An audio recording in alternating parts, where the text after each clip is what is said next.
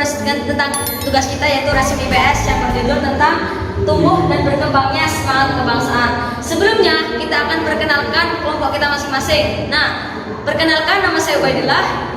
Nama saya Busrul Karim. Nama saya Sabrina. Nah, lanjut kita ke penjelasan. Kita akan lanjut ke penjelasan yang pertama yang akan disampaikan oleh saya sendiri. Kita lanjut ke penjelasan.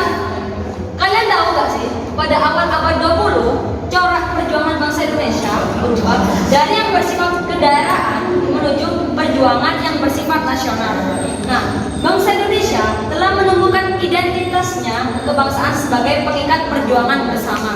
Nah, paham kebangsaan atau nasionalisme telah tumbuh dan menjelma menjadi sarana dan perjuangan yang sangat kuat. Nah, kita lanjut. Nah, berapa banyak sih latar belakangnya munculnya nasionalisme? Yang pertama, yaitu peluasan pendidikan. Yang kedua, yaitu kegagalan perjuangan di berbagai daerah. Yang ketiga, yaitu rasa senasib sepenanggungan. Yang keempat, yaitu perkembangan organisasi etnis, kedaerahan, dan keagamaan. Dan yang kelima adalah berkembangnya paham baru. Dan yang terakhir adalah nomor 6, yakni berbagai peristiwa dan pengaruh dari luar negeri. Nah, sekarang kita lanjutkan penjelasan yang pertama, yaitu peluasan pendidikan. Nah, pemerintah Hindia menerapkan kebijakan politik etnis pada tahun 1901, yaitu bidang irigasi atau pengairan. Yang kedua yaitu emigrasi atau transmigrasi, dan yang terakhir adalah edukasi atau yang disebut dengan pendidikan. Nah, terdapat 3 penyelewengan dalam politik etnis, seperti yang pertama yaitu irigasi hanya untuk kepentingan perkebunan Belanda. Yang kedua yaitu emigrasi atau transmigrasi hanya untuk mengirim orang Jawa keluar Jawa guna dijadikan buruh perkebunan dengan upah yang sangat murah. Yang ketiga yaitu pendidikan hanya sampai tingkat rendah, hanya bertujuan untuk memenuhi pegawai rendahan. Pendidikan tinggi hanya untuk orang-orang Belanda dan sebagian anak pejabat. Nah, lanjut, segi positif yang paling dirasakan oleh bangsa Indonesia yaitu pendidikan, karena pendidikan adalah investasi peradaban. Nah, pendidikan meluas di Indonesia karena negara Belanda, karena Belanda itu membelaskan dirinya untuk bangsa Indonesia yang berupa pendidikan, perpindahan, dan pengairan. Nah, pendidikan menyebabkan terjadinya transmigrasi atau yang disebut dengan irigasi. Nah, transmigrasi ini bisa menyebabkan terjadinya transformasi ide dan pemikiran yang mendorong semangat pembaharuan bangsa. Nah, yang selanjutnya akan dijelaskan oleh Busrul Karim.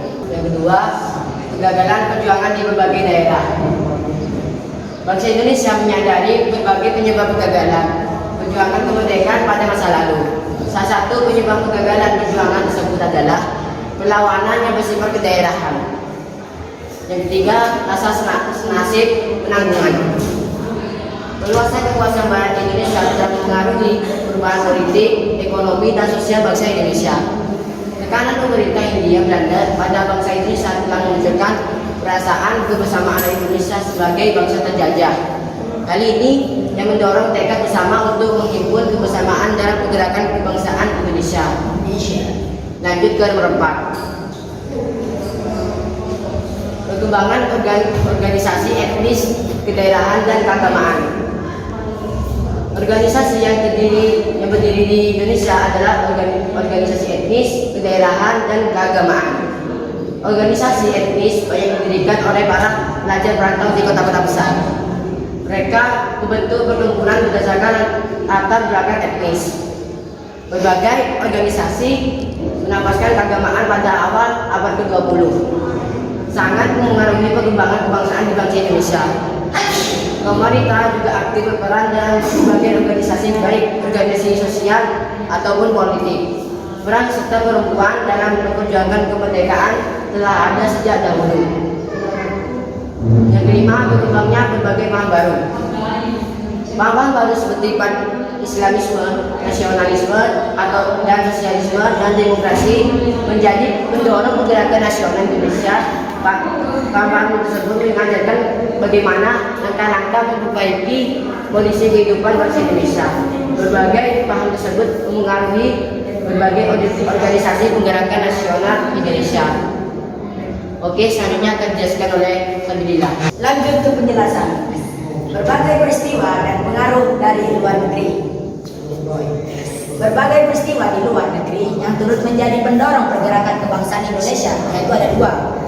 Yang pertama, kemenangan Jepang atas Rusia pada tahun 1905. Pada tahun 1904 sampai dengan 1905 terjadinya peperangan Jepang melawan Rusia. Rusia adalah bangsa Eropa, sedangkan Jepang adalah bangsa Asia. Tentara Jepang berhasil mengalahkan Rusia dan menjadi inspirasi negara-negara lain bahwa orang Asia bisa mengalahkan bangsa-bangsa Barat. Bangsa-bangsa Asia pun semakin yakin mampu melawan penjajah. Yang kedua, perkembangan nasionalisme di berbagai negara. Pada abad 20. Yang kedua, perkembangan nasionalisme di berbagai negara. Pada abad ke-20, negara-negara terjajah di Asia dan Afrika menunjukkan perjuangan pergerakannya kebangsaan. Di negara India, wilayah jajahan Inggris, munculnya pergerakan dengan tokoh-tokohnya Mahatma Gandhi dan Muhammad Ali Jinnah di Filipina. Jos Rizal memimpin perlawanan terhadap penjajah Spanyol di Tiongkok. Muncul Dr. Sun Yat-sen yang terkenal dengan gerakan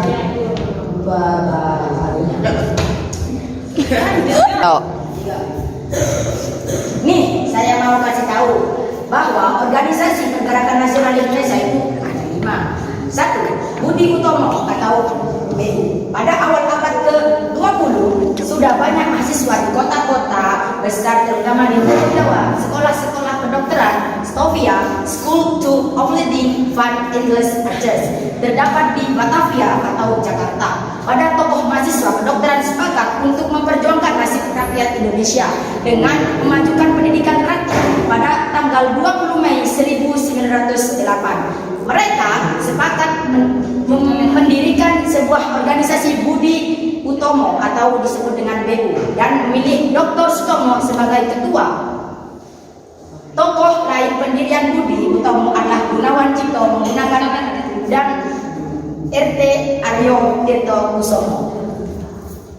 Penjelasan selanjutnya akan dibawakan oleh Fadlillah. Oke guys, kita akan lanjutkan yang dijelaskan oleh Abi, yaitu nomor 2, Sarekat Islam atau yang disebut dengan SI. Nah, ini merupakan gambar contoh pasar Klewer. Nah, di samping menunjukkan suasana pasar Klewer, tepatnya itu di Solo atau Surakarta, Jawa Tengah pada masa penjajahan. Nah, pasar tersebut itu ramai oleh pedagang Indonesia, Arab, Tiongkok. Akibat persaingan yang tidak sehat antara pedagang pribumi dan pedagang Tiongkok, pada tahun 1911 didirikan Sarekat Dagang Islam atau yang disebut dengan SNI. Nah, oleh K. Haji Samanhudi dan RM Tirto di Suryo di Solo. Nah, tujuan utamanya adalah melindungi kepentingan pedagang pribumi daerah ancaman Tiongkok. Nah, saat itu para pedagang Tiongkok menguasai dagangan di pasar, menggeser para pedagang lokal yang kurang pendidikan dan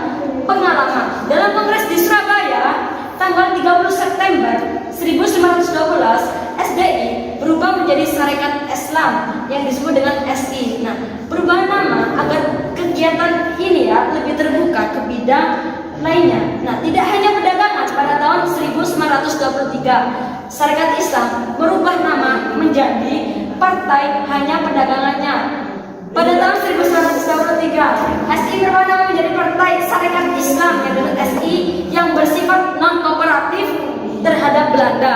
Nah, lanjut ke yang nomor 3 adalah Industri Partij atau yang disebut dengan IP. Nah, di samping merupakan pendiri IP yang terkenal dengan sebutan 3 serangkai. Nah, gambar tersebut adalah contoh 3 serangkai atau gambar pendiri 3 serangkai yang terdiri dari EFA, The West Decker, Danudirjo Setiabudi. Yang kedua adalah RM Suwardi Suryaningrat, dan yang terakhir adalah DR Cipto Mangunkusumo. Nah, Industri Partij dideklarasikan tanggal 25 Desember pada tahun 1912. Nah, tujuannya adalah mengembangkan semangat nasionalisme. Nah, Pembebasan Belanda adalah pembebasan Belanda dari kekuasaan Prancis pada tahun 1913. Belanda meminta rakyat Indonesia merayakan hari tersebut. Nah, Suwardi mengecam Belanda, katanya, bagaimana mungkin masa terjajah Indonesia disuruh merayakan kemerdekaan penjajah yang dimuat dalam harian dengan judul Seandainya Aku Orang Belanda. Nah, akhirnya 3 serangkai pun ditangkap dan dibuang di Belanda. Lanjut, penjelasan dijelaskan oleh Busroul Karim. Yang keempat, Perhimpunan Indonesia atau PI.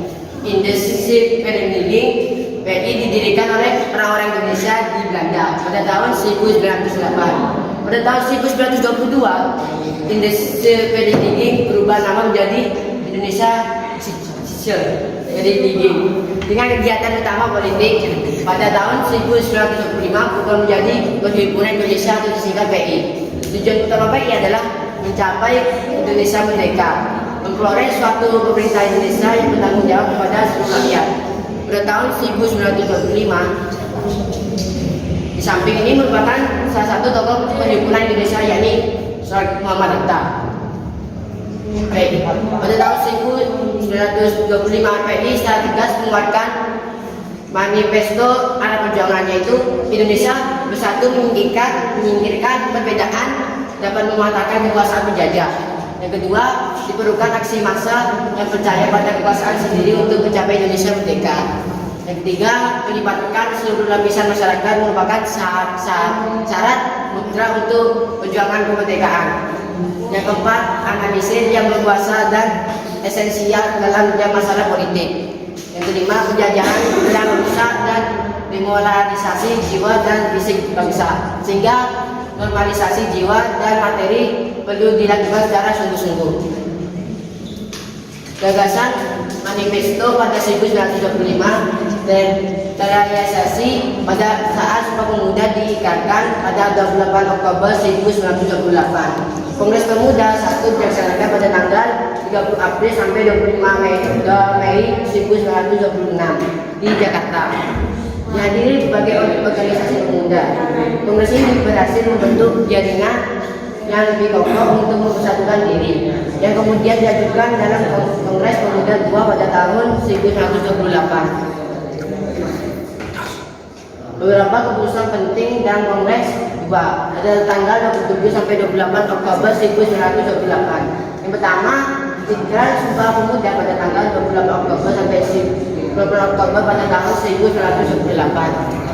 Menetapkan lagu Indonesia Raya sebagai ciptaan Scott sebagai lagu kebangsaan Indonesia. Yang ketiga, menetapkan bendera Indonesia sebagai merah putih sebagai lambang negara Indonesia. Realisasi hasil Kongres adalah didirikan Indonesia Muda tahun 1930. Indonesia Muda berasas kebangsaan dan perjuangan Indonesia Raya. Pemerintah Belanda sangat menekan rapat-rapat yang diselenggarakan para tokoh pemuda. Lagu Indonesia Raya dilarang dan penyebutan Indonesia Merdeka tidak dibolehkan. Pada tokoh pemuda diasaskan tekanan ini pada Kongres ketiga di Jakarta pada tahun 1938. Tujuan kemerdekaan Nusa dan Bangsa diganti dengan junjung tinggi martabat Nusa dan Bangsa. Selanjutnya akan dijelaskan oleh Abi. Yuk kita lanjut ke pembahasan. Yang kelima, Partai Nasional Indonesia atau yang disebut dengan PNI. Partai Nasional Indonesia disebut dengan PNI didirikan pada tanggal 4 Juli 1927 di Bandung, dipimpin oleh Insinyur Soekarno. Tujuan PNI adalah Indonesia merdeka dengan ideologi nasionalisme. Dan pada tahun 1929 para tokoh PNI ditangkap dan diadili oleh Belanda. Dan di tahun 1931 PNI dibubarkan. Selanjutnya Suhartono membentuk Partindo. Adapun Muhammad Hatta dan Sultan Syahrir mendirikan organisasi Pendidikan Nasional Indonesia. Nah, ini Soekarno pendidikan Soekarno. Gambar di samping merupakan Bung Karno. Beliau adalah salah satu tokoh Partai Nasional Indonesia. Beliau pernah dipenjara dan diasingkan oleh Belanda ke Oven di Gaul dan Sumatera. Nah, mungkin cukup penjelasan penjelasan dari kita tentang presentasi restu. Kita dari Pondok Pesantren SMK Tutulak cukup mengatakan presentasi Selesai. Assalamualaikum warahmatullahi wabarakatuh.